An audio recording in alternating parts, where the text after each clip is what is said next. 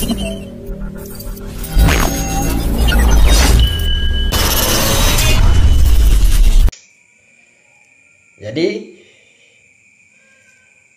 ada 4 pembahasan saya pada malam hari ini. Ya, saya minta kepada rekan-rekan yang sudah bergabung, tolong sebarkan dan bagikan link ini di seluruh warga dan masyarakat kita Indonesia, terutama di Kalimantan. Pertama, terkait pengalihan isu, ya, program transmigrasi, ya, pengalihan isu program transmigrasi. Kita semua hampir dilupakan, tapi saya tidak.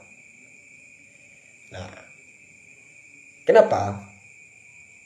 Saya tidak akan pernah lupa IKN. Nah, di dalam IKN itu, ya, ini yang pertama, ada terselip program transmigrasi lokal. 1, ya, untuk warga dan masyarakat yang ada di Kalimantan, di Pulau Kalimantan. Kedua, ya, yang kedua ini ingat baik-baik, bahwa nantinya seluruh saudara-saudara kita yang ada di Jakarta, di Pulau Jawa, dan di pulau manapun di Indonesia ini akan dipindahkan dan direlokasi melalui program transmigrasi untuk mengisi kuota kependudukan yang ada di IKN per tahunnya itu. Ingat, ya, ini lagi angin, ya, lagi angin. Entah benar atau tidak, per tahun itu minimal 1 sampai 5 juta jiwa penduduk yang akan dipindahkan di IKN. Nah, karena ini negara kita, siapapun warga dan masyarakat kita yang ada di seluruh Indonesia, ketika IKN itu sudah selesai, pembangunan sudah selesai dan diatur sedemikian rupa mekanismenya seperti apa, kependudukan seperti apa, maka dia akan diisi. Ya, jangan komentar dulu, silakan ucapkan salam tapi jangan komentar dulu, dengarkan dulu semua ini, karena saya bicara 1 kali ini tidak akan lagi seumur hidup. Untuk yang ini, ya. Kenapa saya bahas pada malam hari ini? Kita digiring dengan berbagai isu dan opini sampai, ya, berbagai macam-macam isu oleh pemerintah untuk mengalihkan pandangan kita. Karena target yang semestinya itu yang tidak boleh dikotak-katik dan diganggu gugat itu adalah IKN. Tapi saya tidak terledor untuk warga dan masyarakat pribumi yang ada di Kalimantan. Itu sudah pernah diusulkan. Ya, sudah pernah diusulkan oleh beberapa rekan-rekan kita yang ada di Kalteng, di Kalimantan Timur, di Kalimantan Selatan, di Kalimantan Utara, dan di Kalimantan Barat, di 5 provinsi. Ya, jika usulan saya pribadi, saya minta tolong itu saudara-saudara kita yang ada di Tabalong, di Kalimantan Selatan, yang nggak punya tanah, yang kubur mayat depan pintu, di depan-depan rumah, yang mayat dikubur pakai tenggelamkan, rumahnya yang bergantung di atas air. Ini saya sampaikan kepada pemerintah, mulai dari atas sampai di bawah, dari bawah sampai ke atas, itu saya minta segera direlokasi, ya, karena sebagaimana yang tertuang dalam undang-undang kita, ya, 1945 itu jelas, tidak perlu saya bacakan, tidak perlu saya suarakan. Nah, di Kalimantan Selatan, di Tabalong, itu diprogramkan transmigrasi lokal. Tolong itu pemerintah, DPR, DPRI, ataupun perwakilan-perwakilan dari pemerintah, itu segera dilaksanakan. Terima kasih. Itu yang 1. Yang kedua, terkait hutan adat. Berapa bulan yang lalu, di tahun 2024, saya sudah membahas barang ini bersama Sekjen MADN, Bapak Dr. Randus Yakobus Komis SHMH Magister Hukum. Ya. Ini saya sudah mengusulkan, mungkin lagi diproses. Nah, karena di Kalteng itu sudah ada terkait hutan adat dan disertifikat oleh MADN dengan DAD. Dan saya juga minta di Kalbar, Kalimantan Barat juga harus ada. Ya, ini. Dan saya minta di setiap wilayah, di setiap daerah juga harus ada. Dan banyak juga pertanyaan, saya sambung lagi sedikit terkait transmigrasi yang akan didatangkan, ya itu dari jawabannya. Jelas ya? Dan ingat baik-baik. Yang selanjutnya terkait pertambangan. Nah, pertambangan ini goncang-ganjing dari Kalbar ke Kalteng, Kalteng ke Kaltim, Kaltim ke seluruh penjuru negeri Indonesia. Sudah jelas itu di Undang-Undang 1945 pasal 3 ayat 3, ya, itu sudah jelas berbunyi, ada bunyinya di situ. Nah, tolong dibuka itu undang-undang, ya. Jika tidak tahu, tidak paham, nah bunyinya bumi dan air, ya, dan kekayaan alam yang terkandung di dalamnya ingat, dikuasai oleh negara, ya, dan dipergunakan sebesar-besarnya untuk kemakmuran rakyat. Artinya, kegiatan tambang rakyat jika untuk hidup dan ekonomi warga harus diprioritaskan dan dilindungi oleh negara. Ya.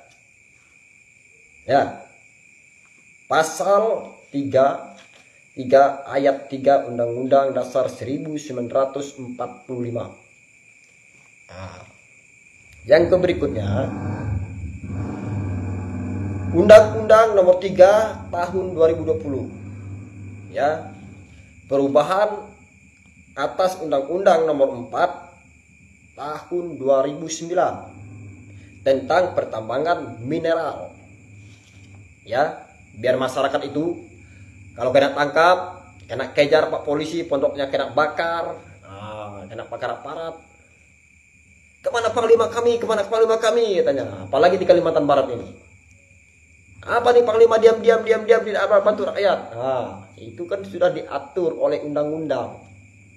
Jadi kalian juga harus memahami tugas Panglima kok parang. Nah, paham kalian? Solusi hukum, ya, solusi hukum.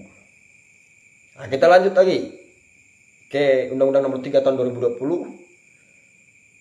pasal 35 ayat A, ya, ayat A, ya, pasal 35 ayat 1, pasal 22A ayat 22B, pasal 35B ayat 1. Jelas ya? Yang bagian dompeng-dompeng kok, bagian dompeng-dompeng, bagian tambang rakyat, tambang manual, dergon apa segala macam itu, dergon itu harus ada izin. Nah, bagaimana caranya supaya kita mendapatkan izin dari pemerintah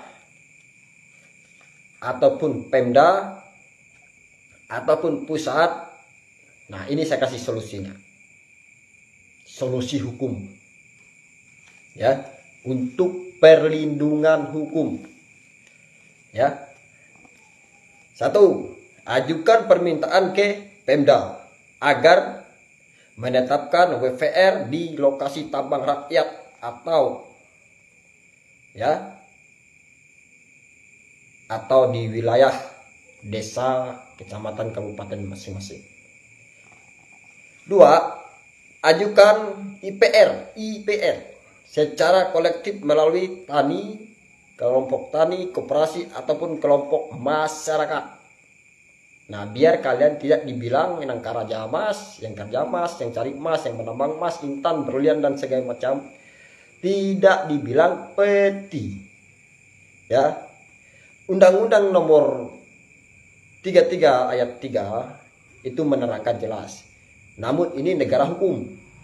Ya, ini negara hukum. Dan semuanya itu diatur oleh perundang-undangan apapun bentuknya, diatur oleh undang-undang dan diproseduri dan dipayungi oleh hukum. Ya. Ya. Nah.